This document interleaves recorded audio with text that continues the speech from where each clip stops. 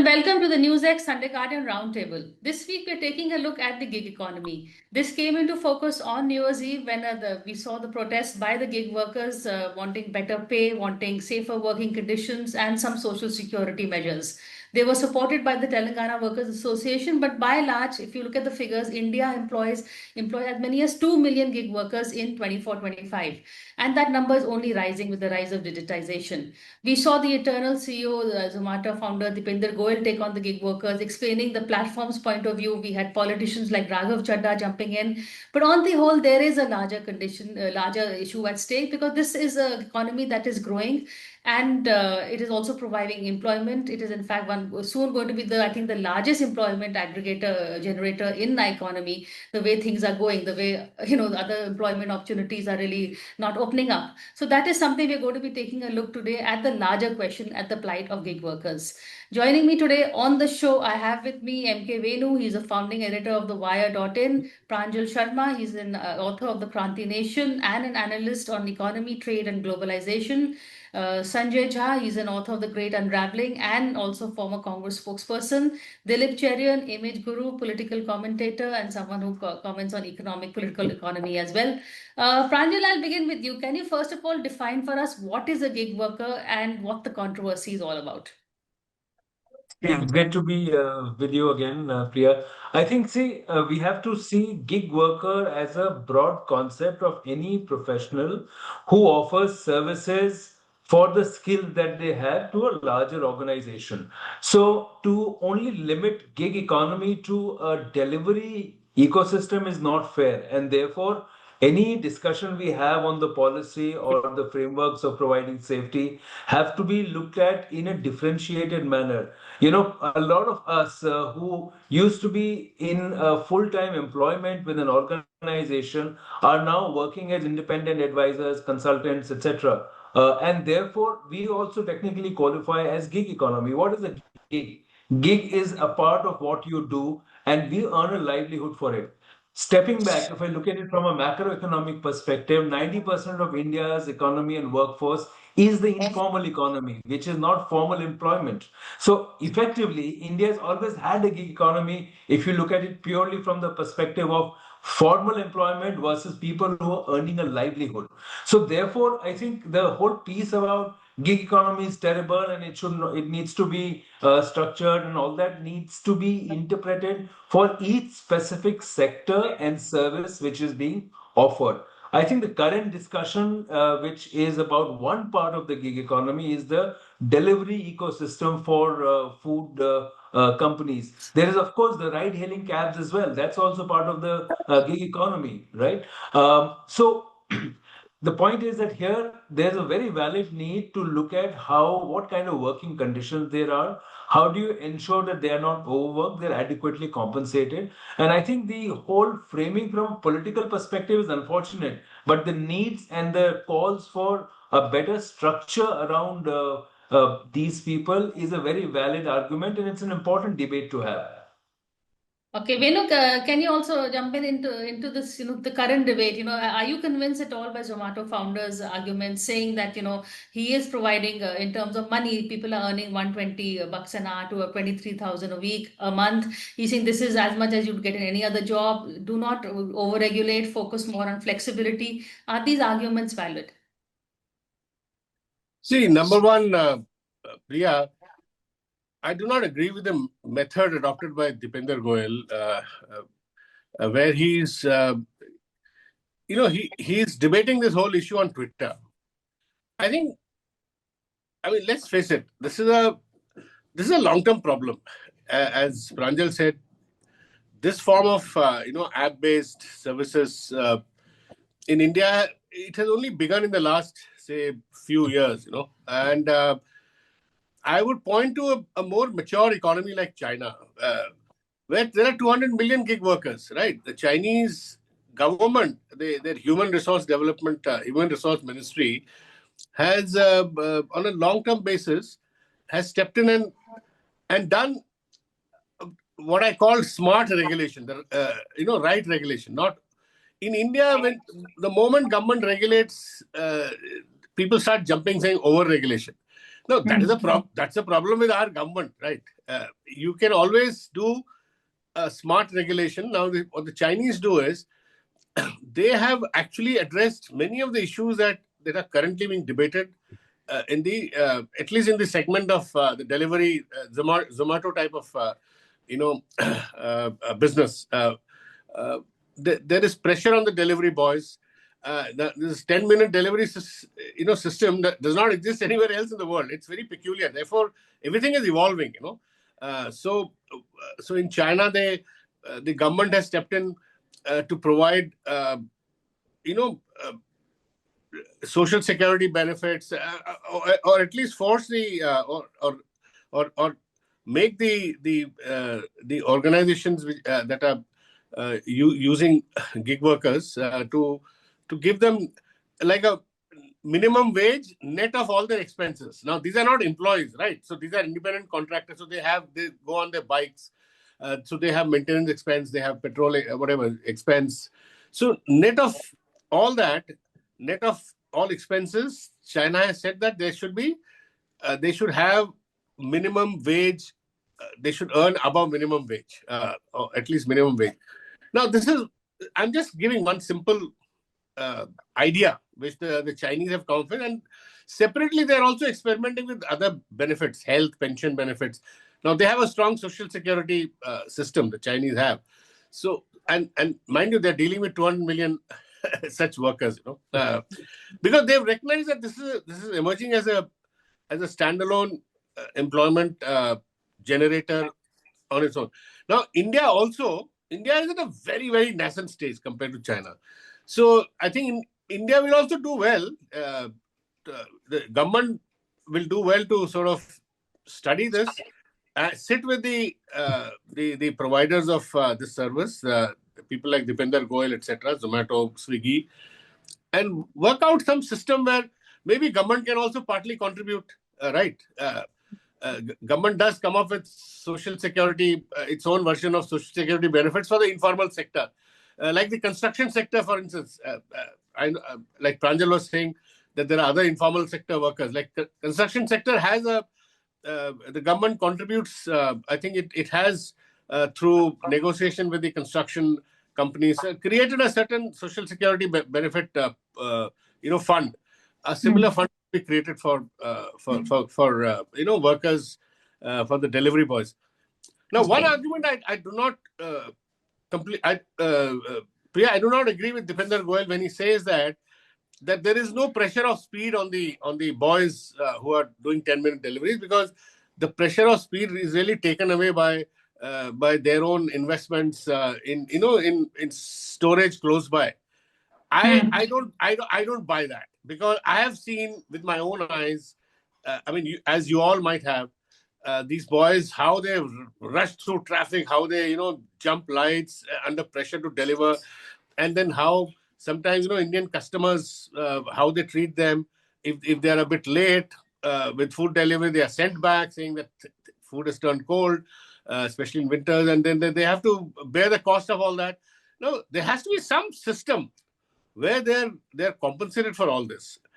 And Deepinder Goyal himself says that net of everything they earn about 21,000 rupees a month. Now, of course, they contest the unions, associations that are formed around app-based delivery. They contest that figure, saying that it does not cover many cases where they lose out. They have to pay from their pocket when things are returned. Things the customer behaves in a certain way, or when there's an accident. I think there's some form of accident insurance is being worked out. Group accident. All those things, they're all evolving. But I think we need some sort of regulation to make this to find a middle path where both sides are satisfied. At the moment, there is just the two versions floating around. Deepinder Goyal is saying something, the others, the workers' union are saying exactly the opposite, saying that what he's saying is not true. No, we need to get to the truth first. Okay. So, Sanjay, this need for regulation versus the conditions of, in terms of employment, it is a great employment generator. Also, it's a flexible employment generator. We've seen the joblessness that is happening there. So, will over-regulation kill the sector, or are you agreeing with Venu that some amount of regulation is definitely needed? You definitely need regulation because it involves human beings. It's as simple as that. I mean, look at the one glaring aspect, the elephant in the room that we cannot ignore. Why were they earlier contracted as independent contractors? Why? They were not independent contractors actually, but they were put under that kind of a nomenclature because it helped all these companies to make sure that they were not part of the assured structured employment with the security and the privileges that come with that, which increases the cost of hiring and retaining people in your organization. It's a simple theory, actually. Now, let me tell you, as an economist, I'll tell you where it comes from. Capital loves to keep its wages down because it increases your profitability. It's basically very simple. I also belong to the corporate sector, by the way, and I can tell you straightforward. Everyone looks at lowering their cost of hire. It's simple. Now, the real reason why the gig economy has now become a big issue and why all these guys, I mean, they are basically publicly listed. They have to deliver quarterly performance results. I mean, if they can squeeze people to deliver more, they will, because that is their whole logic of their business. Therefore, the first thing you got to look at is why was it not earlier kind of treated as a hire with very transparent intentions? Calling them Right. independent contractors was frankly a sleight of hand. My second point, it also tells you that when your demographic dividend story is over, I mean, let's be honest, we have missed the bus, and no matter how much politicians talk about it, India is stuck. And with AI taking off, I can tell you there will be a serious social consequences of the rampant unemployment in this country. You're seeing it in the hooliganism that happened during Christmas. That's a manifestation of what happens when you got too many people unemployed. But I can tell you this. Nandita Das, who's a friend of mine, and let me make a disclaimer, came up with a movie a couple of years ago called Zwigato, which was basically Zomato and Swiggy combined together. And it was the same story. It was the same story about how these guys have to work under this severe level of stress. And one aspect that we haven't even talked about is really the surveillance, the data capture, the harassment that happens to people. I mean, there are cases of women who can't go to the bathrooms, for example. And, there are these strict regulation about how much they can deliver and not deliver. So I think there are consequences for them if they fail to make a certain delivery. So maybe I'm just going to end here because there is other people are here yet to talk. That one answer to this could be that collectively as consumers, we say we don't want that 10-minute delivery. We are not Hmm. interested in that because it's risking people's lives, no matter what Dipinder Goyal feels. I don't feel good. It's not just about their lives. It could be somebody else who has a consequence because of the traffic going chaotic, right? So there could be huge collateral damage. We should all say we are not interested in 10-minute delivery. We want a 20-minute delivery. And if somebody wants a 10-minute delivery, let them pay a huge premium for it. But as a standard offering, for these guys will get into a competitive warfare. Tomorrow you'll have a 5-minute offer. It'll become like a 10. Now they have a 10 over cricket match, right? To beat T20. So this has to stop somewhere. And I think consumers need to draw the line here and say 20-minute delivery, no more. Well said. Dilip, little bit, since you're also into branding, has this controversy hurt Dipinder Goyal? Should he have waded in on this controversy? It's so personal. And the second thing is about this 10-minute delivery. He's saying it's a tagline, like 2-minute Maggie noodles. Is it a very expensive tagline now for him? I think that we will be diverted if we look at what the brilliant Mr. Goyal has done, including the use of AI to reply to the responses from the gig worker union. I don't think that it's worth changing this course of the debate to have discourse with one of the operators in this space. That's my first take. The second take is that I think that we all need to look at the numbers. Last night I was returning home from dinner at 11 and I saw this lone lady outside the Sai Mandir. And the reason I'm giving context and she was sweeping the street. Is she a gig worker or is she not? I think she is a gig worker. Okay. Yes. And are the Manrega workers gig workers or not? I think they are gig workers. I think the numbers in this country are huge. We are talking of app-based gig workers at the moment.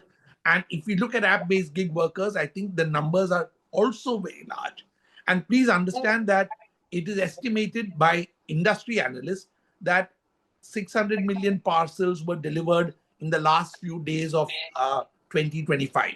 Okay, so we're talking of not fleets, not warehouses, but individual workers who are distributing packages. Okay, so I think we should be really concerned about the speed and scale with which it is growing. We will be dwarfed for multiple reasons by what's going on in China. The regulations that need to be on companies of this kind. Remember that the companies who are listed and who have become unicorns, whether it's the Blinkits or the Fixits or whatever it is, have actually been able to get these valuations on the basis of what we are discussing, which is extremely underpaid and overexploited gig workers. Now, there may be defenses that what would they do instead? Would they, burn Christmas trees? That's a possibility. But the fact is that these companies have got astronomical valuations, and somebody needs to understand the link between one and the other. And we need to make sure that regulation, I'm notoriously against government's capability to regulate because of their incompetence at doing it. But how do we make sure that these workers become part of a system which then allows for further economic growth rather than just burnout, which is what's going to happen? I'm going to stop here because I can see that you need to take a break. Thank you so much. I am going to take that break and come back and keep the conversation going, taking a look at the larger question of gig workers. But I still do want the Dipinder Goyal question answered. So I'm going to try to get the journalists on the panel. I'll answer it in the next phase. Okay. Done. Okay. So hold that space. We're taking a quick break.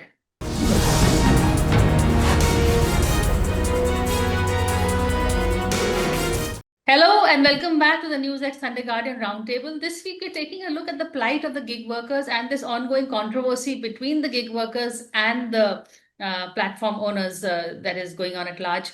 And Dilip, do you want to answer the question now, or should I come back to you? I'll quickly answer the question. I think that the branding of Dipinder Goyal. Dipinder Goyal's branding has distinctly taken a hit because he has chosen to represent, as he must, because he's the largest player in this game, the opposite side to what the gig unions are now saying. Should the gig workers be better unionized? I think they need to be. Do they need to have better data? I think they need to have. And I think the most frightening thing is what all of us know is that the kind of information that the corporations have on the capability and speed of delivery and their way of rewarding them is something that needs to be made transparent.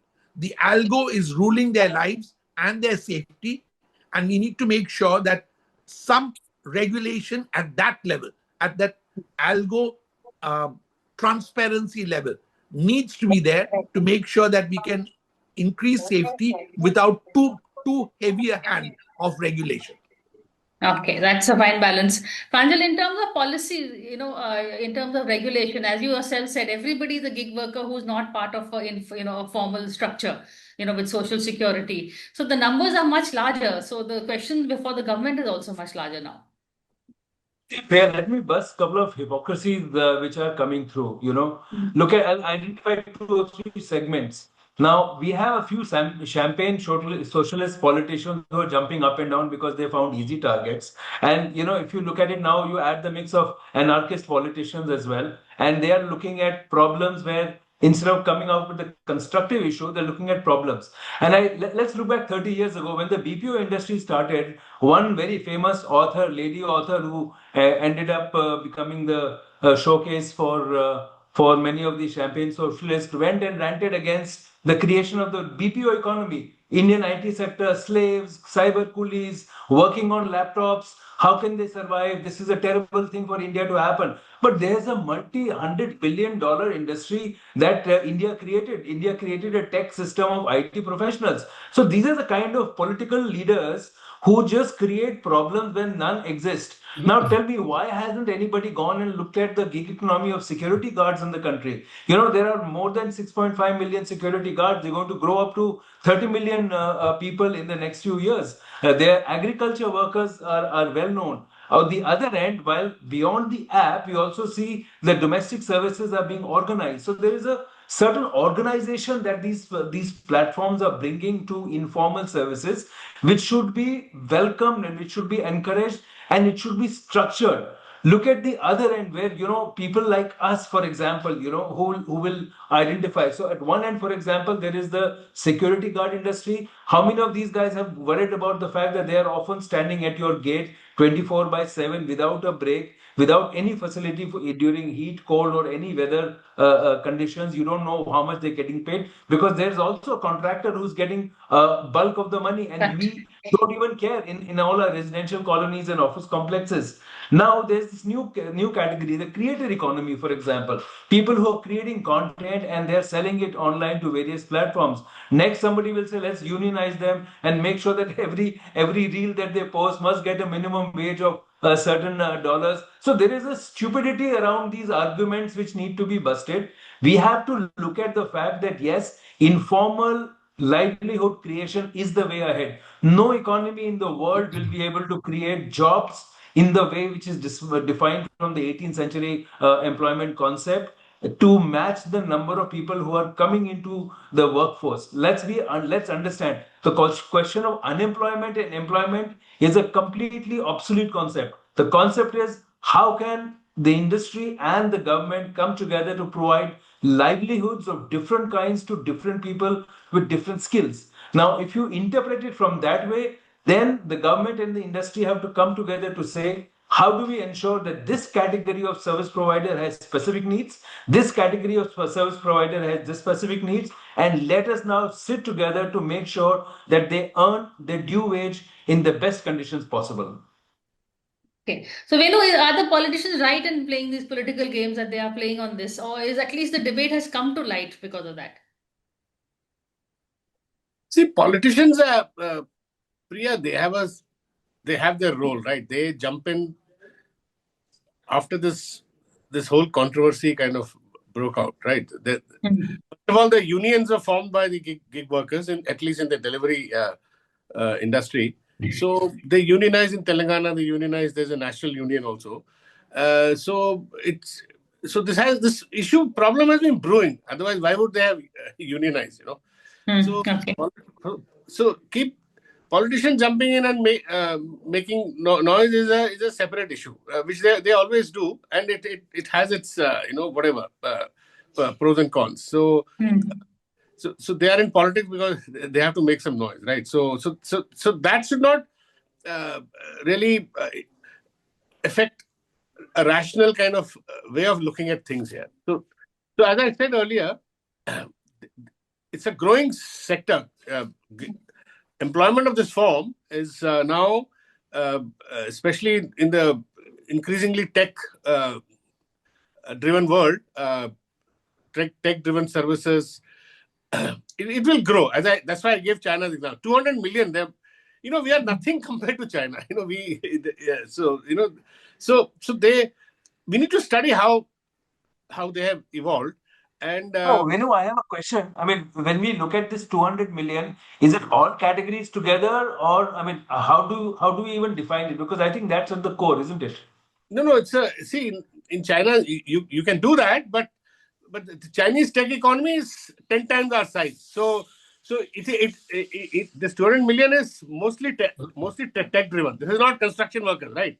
So I'm doing apples to apples comparison. So you can study that. So in everything, the Chinese are 10, 15 times us. Yeah. So let's not go into that. So for instance, in their app, they have introduced a very simple regulation, which is the app itself is embedded in the app that a person who has worked so many hours driven around needs rest. So rest hour is is actually indicated from the company's app itself. So that's something where the companies are participating in. So these are all regulations where the companies are also on board. So Okay. I'm just saying that they are managing things in a certain way. In India, typically we as Indigo had example also, we first lead ourselves into chaos, and then we start thinking about policy. This Modi government's classic, first chaos, and then you start thinking of policy. No, there needs to be some planning on this, and and as Dilip himself said, so you can't settle these issues on Twitter. I mean, Hmm. I find it ridiculous that Dipinder Goyal is using some AI to. I mean, it's it's beyond my comprehension that a person of his achievement, or of his entrepreneurial achievement, should be using AI to to talk about how employees earlier were faceless, Yeah. exploited faceless. At least now they are being exploited and they have some face. The middle class is seeing them, uh, etc. I find that argument totally ridiculous, and even to some extent arrogant. I'm telling you, this is a problem with. Uh, with there was, again, I go back to With the Indigo. tech There was bros. there was arrogance in the way they, in a way, Indigo is also, it's app driven. A lot of people buy their tickets on the app. They get Right. no, they get no, they get no feedback. No, this thing in the world of technology, nobody is getting any information. So in India, I'm sorry to say, Priya, in India, there is a culture of arrogance which has come about, maybe because of the way it is politically. It's transmitted. Everybody around is so arrogant that there is no scope for a rational debate. Yeah. It's an aggressive India, yes. But do you, one point I did, agree or disagree. What he brought is this: the visibility of the workers. Whatever it is, it existed. Gig workers they've been existing across various platforms, but now because they've come to the doorstep or because they've protested, we are talking about it. Maybe only on Twitter and TV shows, but at least conversation is happening. Sanjay, Yeah, I think the unions, the unionization should be given credit encouraged. for visibilization. Yeah. Correct. Good point. Sanjay, your Yeah, point. I think, Priya, if that question is to me, my answer is going to be that taking off from what Pranjal mentioned, the informal workforce is over 90%, but more critical, they contribute 65% of the value of your GDP. So for us to pretend that the gig economy is just going to be one structural reality of joblessness that we need to confront will be both callous and counterintuitive. And here is my point. Even if you look at, for example, this delivery of food, you got two real serious players. You got Swiggy and you got Zomato. You see, the problem in India is that whether it's in the real bricks and mortar like airlines and telecom, or whether you look at even these delivery businesses and Ubers and the Olas, it's a concentration of economic power. And that is an issue, it's an elephant in the room that you can't ignore. And Yeah, one of the absolutely. problems, and like it or not, listen, guys, let's be adults here. Everything in India is finally going to be governed by the politics. It's a bottom line. Narendra Modi's government believes that it needs to be more pro capital. There's nothing wrong with that, but you got to realize that in India there is a vast 300 million people living below the poverty line, and you got to be able to take care of those who are underprivileged. My 2 points here will be ultimately the only way to take this forward is to have a real minimum wage for this sector. You can't leave that to speculative guesswork in terms of how the algorithms work and how people get X amount of money. Guarantee a certain minimum wage. Whether that person works for X hours or not, that's your responsibility. Figure it out. And my second point, don't ignore it, that a lot of these gig workers, Priya, are migrant labor. These Yeah. are people who are not even living in their own state. If they live in their own state, they have some self-employed business. When you're a migrant labor, your cost of living is significantly higher. And therefore, to that extent, these pressures need to be alleviated. And I agree that we are always going to have people in politics who will try and get in. But politics is crucial. It's important because ultimately, If it's on one opposite side, it'll voice the side of the aggrieved, which is why I'm going to end by telling Pranjal, for every champagne socialist, there is a vampire capitalist as well. Okay, last Well point. said. Sorry. Last point from Dilip, and then if anybody wants to quickly come in with a point. I think the danger in our labor force at the moment is that what began as a side hustle is now the only hustle. Pranjal is right that full employment, or regular employment is also mythical. Also, don't forget that these tech bros are bound to want to lower costs even further by having drones do the delivery rather than humans. So that's Right. going to be the next tech step. And you're seeing this emerging in some economies. It may or may not become the big thing. It may be that it comes to a neighborhood thing, etc. The second is that we need to spot more of these gig workers. Security guards was a very good example.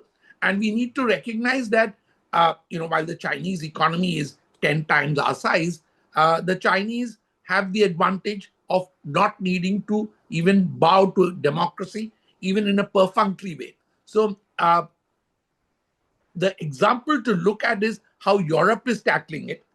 The decline of Europe can also be traced to too much of this. But the fact is that we need to understand that this needs debate. The tech bros can't be allowed to debate it on their own. And the kind of huge valuations they have is on the back of these people, not really just on the tech. Priya, I just want to add something here. Yeah.